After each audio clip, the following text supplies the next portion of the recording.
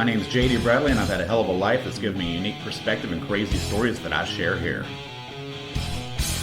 The car door punishment. I was horribly abused as a child, both emotionally and physically, and I don't plan on really covering a whole lot of that because, that shit doesn't matter once you turn 18. You're on your own and you're responsible for yourself. But there were a couple specific instances in my childhood that were extremely brutal, even though the vast majority of the time they're just trying to destroy my self-esteem. And I'm going to talk about one of them right here. Again, not looking for sympathy, just describe where I'm coming from and try to explain how I became such a violent person later on. And I genuinely feel this contributed to it. I call this the car door punishment. I think I was in third grade. What's it, like 8 years old? I'm not sure. 7 years old, 8 years old, 9 years old. I'm not sure. But anyway, it was after school, and my favorite cartoon was on. It was called Battle of the Planets, and that shit's probably on YouTube. And it was like the best cartoon ever. I loved it so goddamn much. And I was watching Battle of the Planets, and I heard my stepmother tell her stepson, or ask him rather, if he would like to go to the store with her, and he said yes. And they left at the store. And that was pretty fucking cool. Whatever. So they went to the store. And they came back from the store. And I was like halfway through Battle of the Planets. Like, by the way, Jason and Zoltar and Mark and Keop. And to this day, I love those characters. They made me very happy. But anyway, so they get back. And I heard boom, like a noise. I didn't know what it was. But apparently, she had driven into James's bicycle. That was my stepbrother's name. And by the way, he's now a local homeless drug addict because my father got him stoned every fucking day of his life since he was 3. Not his fault. Every time I see him, I take him out drinking, I give him money. But anyway, James, in his excitement to go with his mother, had dropped his bicycle down and she was already backing up. So she didn't realize this. And so when she came back from the grocery store with him, she ran over his bicycle. And she decided it must be my fault because it sure did suck that I was there. And she's just an ignorant, violent fucking hillbilly. So she came in and told me that I had purposely moved James's bicycle into the driveway so she'd run it over. Imagine that, my fucking 8-year-old criminal fucking mastermind self moving his fucking bicycle into the driveway so that she would run it over. Of course, that's not what happened, but anyway, the rest is, here we go.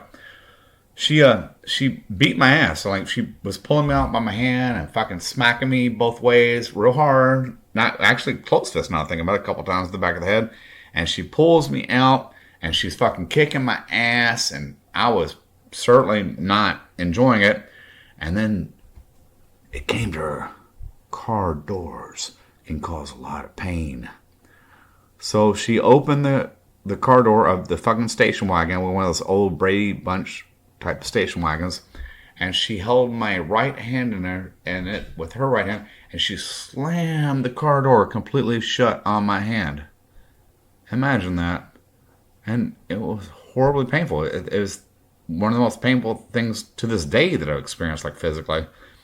And so I screamed, and I screamed, and I screamed, and I think she left it shut by a minute. I mean, your memories play tricks on you, and it was a long time ago. I'm not sure. I think like a full minute. But anyway, so after a minute, she opened the door, and I pulled my hand out, and children's hands are incredibly pliable. The shape of my hand was that of the space between the door and the place where the door closed. It was all crooked and fucked up, looking and weird, but it wasn't broken. It was just weird. And so I started crying more, and so she beat me some more for crying and told me some bullshit I can't remember now. So she grabbed me by my hair, kept slapping me by the fucking back of the head, took me to the same room that I shared with my other 3 siblings, my stepsister, my stepbrother, and my stepmother. And she threw me in there, and I was kind of freaked out. I mean, like, would you not be freaked out at 8 years old, experience that kind of shit? But I knew my father was a dangerous, violent fucking psychopath. And I was just sure when he got home from work, from Whirlpool, he was going to fix this shit. And I was so fucking happy. I was going to get some revenge. So he got home. He worked in Evansville, Indiana. It's like, I think, like a 30-minute ride away. And so he came in. And they argued, and they argued, and they argued, and they argued. But I was just sure he was arguing in my defense. So he got done arguing and came into the room, and he got down on his knees, and he looked at me, and I thought we were going to talk, and he was going to save my day. Because at that point, I was like, he's the strongest man in the world. Come on, man. Probably all y'all know that feeling when you think your father's the strongest man in the world. And he looked at me really fucking ugly. And he slapped the living fuck out of me. He slapped me so fucking hard that I came off my feet and landed sideways. And he got up and he walked out. And then, man, I'm pretty sure I was 8 years old. I had the most horrible fucking sinking feeling ever. I was like, my life's really gonna fucking suck until I turn 18 and I can move out. And 18's a long way away when you're fucking 8. And the rest of my childhood wasn't a whole lot fucking better. But like I said, this is one of the 2 worst episodes during that period.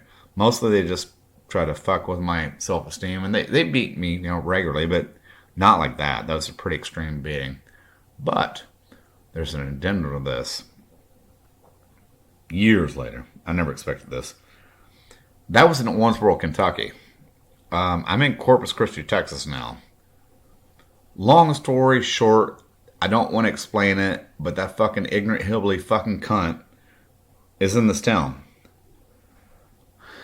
About 2 years ago, I was in line at the getting a prescription filled, basically, and they asked my name, and so I get done filling my prescription, and I turn around, this clearly ignorant as fuck, ugly, fat. I'm lying. She's not fat. I just wanted to say that. Ugly, ignorant, hillbilly woman looks at me and she's got a big smile on her face and she goes, "You're Jason Bradley?" Since they just said my name was Jason Bradley.